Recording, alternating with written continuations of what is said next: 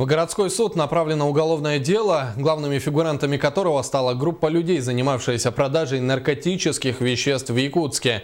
Следствие шло с сентября прошлого года. Задержать преступников удалось благодаря сообщнице. Подробности у нашего корреспондента Льва Нетесова. В сентябре 2015 года в Якутске сотрудники полиции задержали с поличным членов организованной преступной группы. Банда занималась продажей наркотиков. В преступную группу входили 3 безработных жителей Якутска. На момент задержания они при себе имели почти килограмм спайса. Торговлей наркотическими веществами они занимались с июля по сентябрь 2015 года, работая в составе ОПГ, которая сбывала свой товар через интернет-магазин. Безработные получали наркотические вещества путем экспресс-доставки, которые были упакованы в корпусы детских игрушек. С июля по сентябрь безработные получили 3 крупных партии наркотических средств весом каждая около 1 килограмма.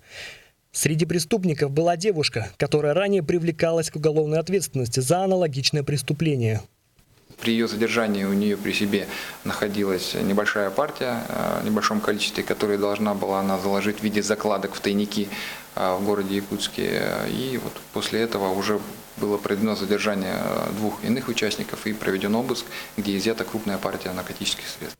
С сентября по декабрь 2015 года шло следствие. Затем дело направили в прокуратуру. В итоге прокуратура вынесла обвинительное заключение. Теперь членов ОПГ решит суд. Действия обвиняемых квалифицированы по части 3 статьи 30, части 5 статьи 228.1 УК Российской Федерации «Покушение на незаконный сбыт наркотических средств, совершенное организованной группой с использованием сети интернет в особо крупном размере». За совершение данных преступлений действующее законодательство предусматривает максимальное наказание в виде лишения свободы сроком на 15 лет. Так что любителей легкой наживы ждет нелегкая жизнь за решеткой. А сколько они там проведут, будет известно после суда.